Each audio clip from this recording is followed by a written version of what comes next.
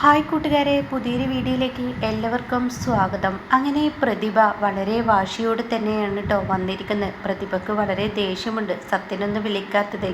എന്നാൽ അനുപമ പറഞ്ഞു കൊടുത്ത അക്കാര്യങ്ങൾ കേട്ടോ.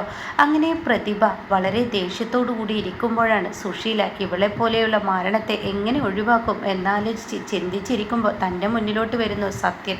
സത്യനെ കാണുന്ന സുശീല ഒന്ന് പതറുന്നുണ്ട് കേട്ടോ. താൻ വിചാരിച്ചതുപോലെ തൻ്റെ കൈകളിലോട്ട് സത്യനെ കിട്ടി വരുന്നുള്ളൂ. അപ്പോഴാണ് ഈ നാശം ഇവിടെ വന്ന് കയറിയത് എന്ന ഭാവത്തിൽ ഇങ്ങനെ സുശീല നിൽക്കുന്നുണ്ട് കേട്ടോ.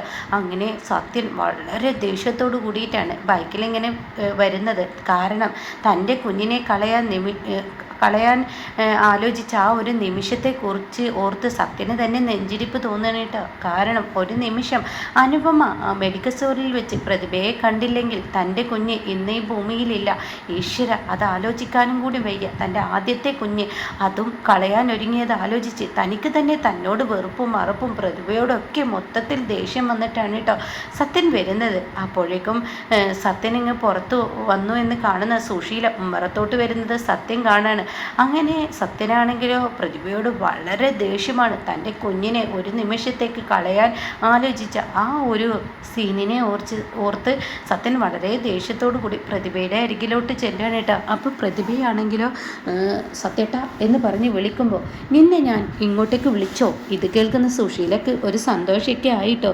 നീ എന്തിനാ ഇങ്ങോട്ടേക്ക് വന്നത്? ആര് പറഞ്ഞു നിന്നോട് ഇങ്ങോട്ടേക്ക് വരാൻ? അത് കേൾക്കുന്ന പ്രതിഭയാണെങ്കിൽ സത്യേട്ടൻ എവിടെ നിൽക്കുന്നു അവിടെയല്ലേ സാധാരണ ഭാര്യ നിൽക്കേണ്ടത്? ഭർത്താവ് എവിടെയാണോ അവിടെയല്ലേ ഞാൻ നിന്നെ അവിടെ കൊണ്ടാക്കിയത്? എന്തെങ്കിലും ഒരു കാരണം ഉണ്ടാവാതെയല്ല. നീ എന്തിന് ഇങ്ങോട്ടേക്ക് വന്നു? ആര് പറഞ്ഞു നിന്നോട് ഇങ്ങോട്ടേക്ക് വരാൻ? സത്യേട്ടൻ ഞാനൊന്നും പറയുന്നത് കേൾക്ക്. നീ ഒന്നും തന്നെ പറയണ്ട. അത് കേട്ടിട്ട് സുശീല അങ്ങോട്ടേക്ക് വരികയാണ് കേട്ടോ. സുശീലക്ക് സന്തോഷമാവാണ്. കാരണം സത്യം പറയുന്ന വാക്ക് അതാണ്. നീ എന്തിന് ഇങ്ങോട്ടേക്ക് വന്നു എന്നുള്ള ആ വാക്ക് തന്നെയാണ് കേട്ടോ. ഇതേ സമയം സത്യ ഞാൻ പറഞ്ഞതാണ് അപ്പോഴും ഇവളോട് ഇങ്ങോട്ടേക്ക് വരുന്നുണ്ടെങ്കിൽ ആ ചാപ്പിള്ളയെ കളഞ്ഞിട്ട് വരണമെന്ന്. എന്നിട്ട് ഇവള് നമ്മുടെ വാക്കിന് യാതൊരു വിലയും കൊടുത്തില്ല എന്നൊക്കെ പറഞ്ഞ് തൻ്റെ കുഞ്ഞിനെ വീണ്ടും വീണ്ടും ചാപ്പിള്ള എന്ന് പറയുന്നത് കേൾക്കുമ്പോൾ സത്യന് കേട്ട് നിൽക്കാൻ കഴിയുന്നില്ല കേട്ടോ. സത്യന് ദേഷ്യം ഇങ്ങനെ കയറി വരികയാണ്. അങ്ങനെ സത്യനാണെങ്കിലോ ഇങ്ങനെ വീണ്ടും സത്യൻ്റെ മുന്നിൽ വെച്ച് സത്യ ഇവളെ ഇവിടെ നിർത്തരുത്. ഇപ്പോൾ ഈ സമയം തന്നെ ഇവിടെ നിന്ന് കൊണ്ടാക്കാൻ പറ. അതല്ലെങ്കിൽ ഇവളിവിടെ നിൽക്കുന്നുണ്ടെങ്കിൽ ഈ കുഞ്ഞിനെ കളഞ്ഞിട്ട് വരാൻ പറ എന്ന് പറയുമ്പോഴാണ് കേട്ടോ സത്യനങ്ങ് പൊട്ടിത്തെറിക്കുന്നത്. അമ്മ എന്താ ഈ പറയുന്നത്? ഇവളുടെ വയറ്റിൽ കിടക്കുന്ന എൻ്റെ കുഞ്ഞാണ്. അതിനു മുന്നേ പ്രതിഭ എല്ലാം കൈവിട്ടു പോയി എന്ന ആ സങ്കടത്തോട് കൂടിയിട്ടാണ് പ്രതിഭ ഇങ്ങനെ കരഞ്ഞു തുടങ്ങാനായിട്ടാ. സത്യേട്ട എൻ്റെ മാനസികാവസ്ഥ സത്യേട്ടൻ ഒന്ന് ആലോചിക്കണം. സത്യേട്ടൻ എനിക്ക് വിളിക്കുകയോ എൻ്റെ അടുത്തോട്ടൊന്ന് വരികയോ എന്തെങ്കിലും ഒന്ന് ചെയ്തിട്ടുണ്ടോ എന്ന് പറഞ്ഞിട്ട് എന്തിൻ്റെ പേരിലാണ് സത്യേട്ടൻ എന്നെ ഒറ്റപ്പെടുത്തുന്നത് എന്നൊക്കെ പറഞ്ഞ് പ്രതിഭ ഇങ്ങനെ കരച്ചിൽ തുടങ്ങുമ്പോഴാണ് കേട്ടോ സുശീല പറയുന്നത്, എടാ സത്യ ഇവളെ ഇപ്പം തന്നെ ഈ സമയം തന്നെ ഈ വീട്ടിൽ നിന്ന് പറഞ്ഞയക്ക്. നമ്മുടെ വീടിൻ്റെ ദോഷങ്ങളെല്ലാം ഇപ്പം മാറി കിട്ടിയതാണ്. ഇവള് വന്നു കയറിയ ഈ ചാപ്പിള്ള വന്നു കയറിയ തീർച്ചയായും നമ്മുടെ വീട്ടിൽ ഇനിയും പ്രശ്നങ്ങൾ ഉണ്ടാവും എന്ന് പറയുമ്പോൾ സത്യനങ്ങ് ഒച്ചയെടുക്കുകയാണ് കേട്ടോ. സത്യനങ്ങ് ദേഷ്യത്തോടു കൂടി പ്രതിഭയോട് പറയാണ്, ഒന്ന് വിളിച്ചിട്ട് വരായിരുന്നില്ലേ? നിന്നോട് ഞാൻ അപ്പോഴും പറഞ്ഞതല്ലേ അവിടെ നിൽക്കാൻ. അപ്പോൾ പ്രതിഭയാണെങ്കിലും സത്യേട്ട എൻ്റെ മാനസികാവസ്ഥ സത്യേട്ടന് ഈ കുഞ്ഞിന് ആവശ്യമില്ലെങ്കിൽ പിന്നെ എനിക്കെന്തിന്? സത്യേട്ടന് വേണ്ടെങ്കിൽ എനിക്കും വേണ്ട. സത്യേട്ടൻ്റെ കുഞ്ഞല്ലേ ഇത്. അതുകൊണ്ട് സത്യേട്ടന് ഈ കുഞ്ഞ് അമ്മ പറയുന്നത് പോലെ ഇതൊരു ചാപിള്ളയായി സത്യേട്ടന് തോന്നുന്നുണ്ടെങ്കിൽ തീർച്ചയായും എനിക്കും വേണ്ട എന്ന പറച്ചിലായി കേട്ടോ. അത് കേൾക്കുന്ന സത്യനങ്ങ് ദേഷ്യം വരികയാണ് കേട്ടോ. ഒരു പെണ്ണിൽ പറയാൻ പാടില്ലാത്ത വാക്കാണല്ലോ പറയുന്നത്. അങ്ങനെ സത്യൻ ദേഷ്യം പിടിച്ച് പ്രതിഭയുടെ കരണത്തൊന്നങ്ങ് അടിക്കുകയാണ്. അത് കാണുന്ന സുശീല, അങ്ങനെ തന്നെ വേണം. അപ്പോഴേക്കും സോന, സത്യേട്ട എന്താണ് ഈ ചെയ്യുന്നത്? അപ്പോൾ പ്രതിഭയാണെങ്കിൽ സത്യേട്ടൻ എന്നെ എത്ര വേണമെങ്കിലും അടിച്ചോ, പക്ഷെ എന്തിനു വേണ്ടി? ഞാൻ നിന്നെ അടിച്ചത് നീ നിൻ്റെ കുഞ്ഞിനെ നശിപ്പിക്കാൻ നോക്കിയില്ലേ, അതിനു വേണ്ടിയാണ് ഞാൻ നിന്നെ അടിച്ചത്. ഇത് ആരുടെ കുഞ്ഞാണ്? നിൻ്റെ കുഞ്ഞല്ലേ. നിൻ്റെ മനസ്സിലല്ലേ ഈ തോന്നൽ വേണ്ടത്? മറ്റുള്ളവരെന്തോ പറഞ്ഞോട്ടെ, നിൻ്റെ വയറ്റിൽ ആദ്യമായി എടുത്ത കുഞ്ഞല്ലടി ഇത്, എന്നിട്ട് നീ ഇങ്ങനെയാണോടി പറയേണ്ടത് എന്ന് പറഞ്ഞ് സത്യനങ്ങ് ദേഷ്യപ്പെടുമ്പോൾ സത്യട്ടൻ എനിക്ക് വിളിക്കാതിരുന്നപ്പോൾ എൻ്റെ മാനസികാവസ്ഥ അതെന്ന് വെച്ച് നീ കുഞ്ഞിനെ കളയാണോ വേണ്ടത്? ഞാനില്ലെങ്കിലും നീ ഈ കുഞ്ഞുമായി ജീവിക്കാനുള്ള ആ ഒരു മനസ്സാണ് നിനക്ക് വേണ്ടത്. എൻ്റെ മനസ്സ് ഇങ്ങനെയായിരുന്നു സത്യട്ട. എല്ലാവരും എൻ്റെ കുഞ്ഞിനെ കുറിച്ച് ഇങ്ങനെ ചാപ്പിള്ളയാണ്, അത് ഉള്ളത് കൊണ്ടാണ് അമ്മ ഇങ്ങനെ പറയുമ്പോൾ എൻ്റെ മനസ്സിന് എത്രമാത്രം വേദനിച്ചു. പിന്നെ സത്യേട്ടനാണെങ്കിലോ എനിക്ക് വിളിക്കുകയോ പറയുകയോ ഒന്നും ചെയ്തില്ല. എന്ന് വെച്ച് ഈ കുഞ്ഞിനെ നിൻ്റെ സ്വയം ഇഷ്ടത്തിനങ്ങ് കളയുകയോ ചെയ്യുക എന്ന് പറഞ്ഞ് സത്യനങ്ങ് ഒച്ചയെടുക്കണം കേട്ടോ. ഇത് കാണുന്ന സുശീല ആകെ ഞെട്ടിപ്പോണ്. ഒന്ന് പ്രതീക്ഷ തന്നിട്ട് ഇവനെന്താ ഇങ്ങനെ സംസാരിക്കുന്നത്? സത്യ, ഞാനൊന്ന് പറയട്ടെ, നിങ്ങളൊന്നും മിണ്ടണ്ട. ഇത് എൻ്റെ കുഞ്ഞാണ്. ഈ കുഞ്ഞ് വളരണോ വേണ്ടതെന്ന് ഞാനാണ് തീരുമാനിക്കുന്നത്.